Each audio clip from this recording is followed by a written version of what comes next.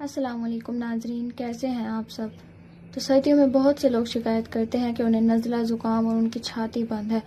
तो आज मैं आपके लिए लाई हूँ एक ऐसा कहवा जिससे आपका नज़ला ज़ुकाम और आपकी छाती बिल्कुल साफ़ हो जाएगी।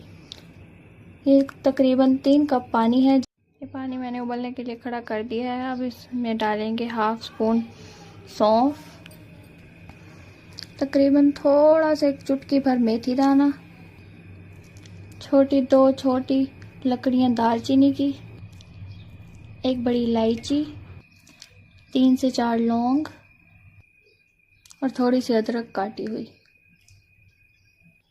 इन सब चीज़ों को हमने इतना बॉयल करना है कि ये 3 कप थे तो ये 2 कप आ बचे। इसमें चीनी शक्कर वगैरह कुछ भी नहीं डालना,